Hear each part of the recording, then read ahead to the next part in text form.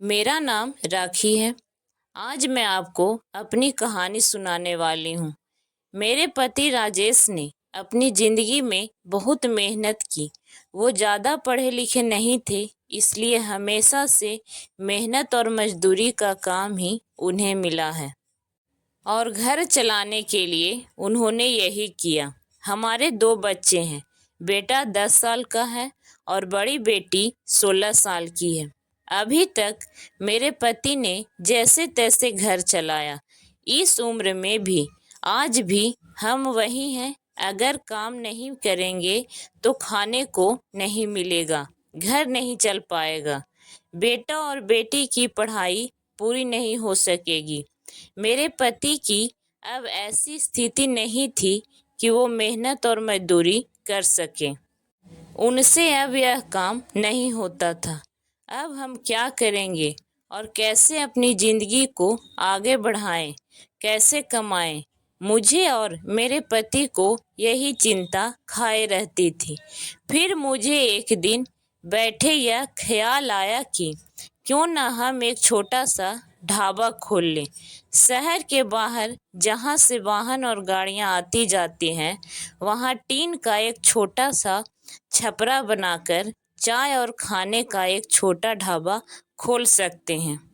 मैंने अपने पति से यह कहा। उन्होंने कहा कि दुकान खोलने के लिए पैसे। मैंने कहा टीन का छपरा लगाना है, बस उसके लिए पैसे लगेंगे। बाकी सारा खाना बनाने का सामान हम घर से ले जा सकते हैं। थोड़े पैसे मैंने अपने परिचित से मांगे ताकि हम अपना छोटा सा ढाबा शुरू कर सकें। उनके मन में अभी भी संकोच था।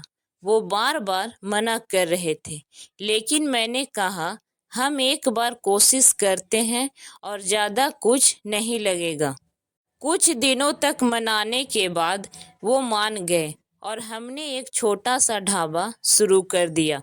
पहले दिन मैं और मेरे पति वहाँ अपने ढाबे पर बैठे थे, लेकिन कुछ खास लोग नहीं आए। ढाबा छोटा और ऊपर से सभी खाने वाले पहले ही अपने ढाबे फिक्स किए होते हैं कि उन्हें कहाँ रुकना है और कहाँ खाना है। हमारा पहला दिन निराशा भरा था। कुछ दिन ऐसे ही गए। कोई इक्का दुग्गा लोग चाय पीने रुका करते थे, लेकिन इतना पैसा नहीं होता था कि हम उससे अपना घर चला सकें। मेरे पति फिर से किसी काम की तलाश में लग गए। उन्हें एक काम मिला जहां पैसे कम थे लेकिन कम मजदूरी थी। उन्होंने वो काम कर लिया, लेकिन मैंने ढाबे पर जाना नहीं छोड़ा। अब मैं अपने बेटे और बेटी के साथ वहां जाने लगी। हमने हिम्मत नहीं हारी और धीरे धीरे कुछ लोग हमारे यहाँ आने लगे। एक महीने में ग्राहक और भी ज़्यादा आने लगे। कोशिश करते करते अब हमारे यहाँ रुकने लगे थे। उन्हें घर जैसा खाना मिल रहा था, इसलिए हमारा छोटा सा ढाबा चल निकला। मेरे पति जितना कमाते उससे ज़्यादा अब ढाबे से कमाई होने लगी थी। देखते ही देखते हमने जो छोटा सा ढाबा खोला था, उससे हमारी आर्थिक स्थिति में बहुत सुधार हो गया। जो कर्जा लिया था वो भी उतर गया। हमें एक नई उम्मीद मिली। सब कुछ अच्छा चल रहा था। ढाबे को खोले 6 महीने हो गए थे। हमारे चेहरों पर रंगत आ गई थी। लेकिन फिर ऐसा कुछ हुआ जिसके बारे में मैंने सोचा नहीं था। एक दिन घर से जब हम लोग ढाबे के लिए जा रहे थे, तब मेरे पति कहते हैं ढाबा आज से बंद है, कोई भी अब वहाँ नहीं जाएगा। यह कहते वक्त वो बड़े ही गुस्से में थे। ऐसा गुस्सा मैंने उनके चेहरे पर आज तक नहीं देखा था। मैंने बोला क्या हुआ, क्या बोल रहे हैं? इतना अच्छा हमारा ढाबा चल रहा है, आपको क्या हो गया है आज? वो बोले मैंने कहा ना, कोई भी अब वहाँ नहीं जाएगा, ना तू ना तेरी बेटी। मैंने बोला, आप शांत हो जाइए, आपकी तबीयत ठीक नहीं है, आप आराम करें, हम लोग इस बारे में बात करते हैं। वो और भी ज्यादा गुस्सा में हो गए। कहा कि कोई बात नहीं होगी, मैं जितना कमाता हूँ उतने में ही घर चल जाएगा। तू अब वहां नहीं जाएगी। मेरे पति का ऐसा रूप मैंने पहली बार देखा था। उस दिन मैं ढाबे पर नहीं गई, लेकिन जब वो शाम को आए तो भी उनका मुंह उतरा हुआ था। मैंने सही समय देखकर उनसे बात की, पूछा कि क्या हुआ, आप ऐसे क्यों बोल रहे हैं। वो बोले कि मेरा मुंह मत खुलवाओ, मैं सब जानता हूँ कि तू क्या कर रही है। मैं तेरे साथ इतने दिनों तक वहाँ रहा, तब वहाँ कोई नहीं आता था और मेरे जाते ही ढाबा चलने लगा। आखिर ऐसा भी क्या हो गया। मेरे तो होश उड़ गए। वो क्या बोलना चाहते थे मैं समझ गई। ऐसी बात, वो भी शादी के इतने दिनों बाद, उनके मुंह से सुनकर मुझे यकीन ही नहीं हो रहा था कि ये मेरे पति हैं। मैं एकदम से खामोश हो गई। रात भर मेरे आंसू नहीं रुके थे। मेरे मुंह पर अब ढाबे का नाम भी नहीं आया। इस तरह की बातें सुनने के बाद मेरा अब कुछ करने का मन ही नहीं किया। उस दिन से खामोश हो गई मैं। अब कुछ करने को या कहने को बचा भी नहीं था। मैंने सोचा था कि उनको कोई सफाई नहीं दूंगी, वो अपना काम करते रहें। लेकिन उनकी कमाई कम थी, उससे अच्छे से गुजारा नहीं हो पाता था। कुछ ही दिनों में जो पैसा जमा था वो खत्म हो गया। करीब 3 महीने बाद ही उनकी तबीयत खराब हो गई और वो बिस्तर पर आ गए। काम नहीं कर पा रहे थे वो। मैं जैसे तैसे उन्हें संभाल रही थी। घर में जब पैसा खत्म होने लगा तो कर्जा लेने की नौबत फिर से आ गई। मैं चाहती थी कि कहीं किसी के घर जाकर खाना बनाने या बर्तन धोने का काम करने लगूं, लेकिन उनकी तबीयत खराब थी और मैं ये नहीं चाहती थी कि मेरी किसी भी बात के कारण वो फिर उसी तरह की बातें करें। एक दिन वो बिस्तर पर थे और मैं उनके लिए खाना बना रही थी। तब उन्होंने मुझे बुलाया।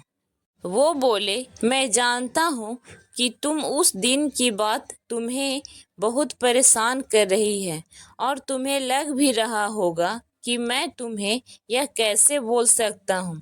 लेकिन वो शब्द और वो बातें मेरी नहीं थी।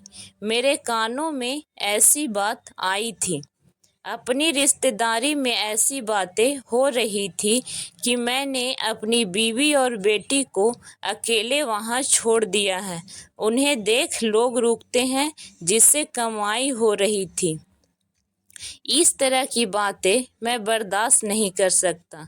2 रोटी कम खा लेंगे, लेकिन यह सब नहीं सुनना था। समाज और यहाँ के लोग, खासकर आपके परिचित और रिश्तेदार, आपको आगे बढ़ता देख बहुत कुछ कहने लगते हैं, लेकिन लोग इस हद तक गिरे हैं मुझे इसका पता नहीं था और मेरे पति भी उनकी बातों में आ गए। उस समय में भी होती उनकी जगह तो शायद यही करती। मुझे भी उतना ही बुरा लगता, वही फैसला लेती जो उन्होंने लिया है। मैंने उन्हें कहा कि कहाँ है वो शुभचिंतक जो अब आपकी मदद करने नहीं आए। जाइए, आप उनसे पूछ लीजिए। हमारे घर में खाने को नहीं है, आपकी तबीयत भी खराब है। आप बताएं कौन आया अब आपकी मदद करने के लिए।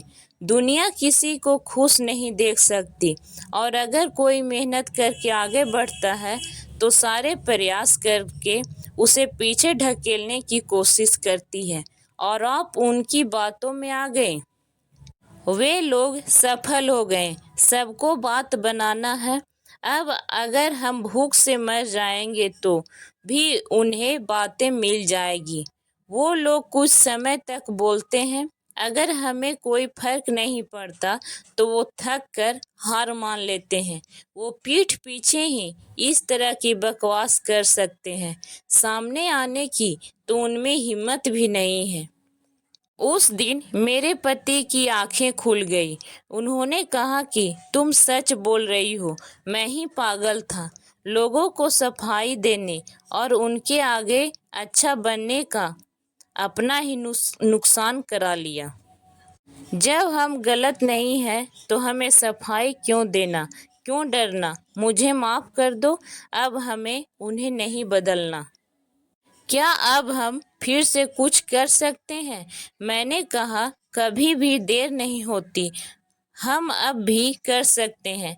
मेरे पति बोले, मैं भी अब तुम्हारा साथ दूंगा अगर तुम चाहो तो। मैंने हाँ कहा और फिर हम एक बार कोशिश की। थोड़ी मुश्किल हुई, लेकिन धीरे धीरे गाड़ी फिर पटरी पर आने लगी। आपको ये कहानी कैसी लगी, हमें कमेंट करके ज़रूर बताएं।